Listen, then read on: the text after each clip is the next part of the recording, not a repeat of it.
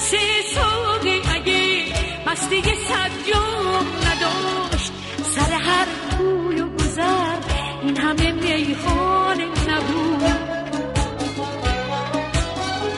من و جام می و دل نقش تو در باده ناب، خلوتی بود که در آن ره بیگانه نبود. کاش آن تب که تو را سوخت مرا سوخته بود. به فدای تو مگه این دل دیوانه نبود؟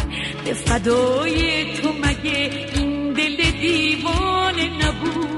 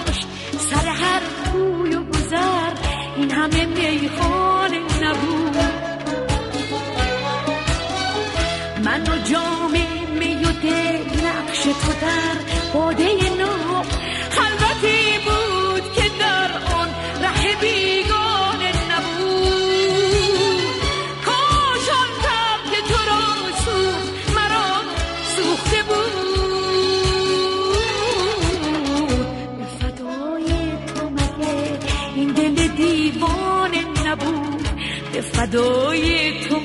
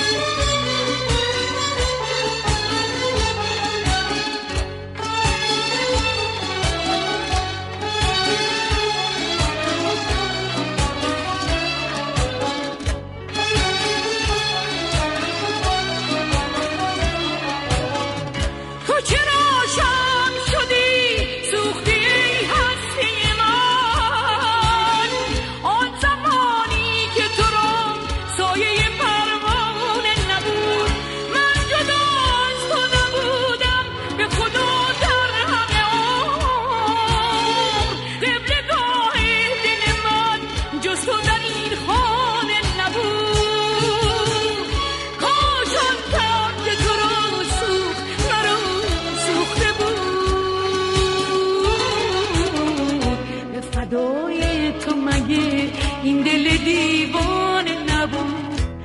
فدای تو مگه این دل دیوانه نبود؟ به فدای تو مگه این دل دیوانه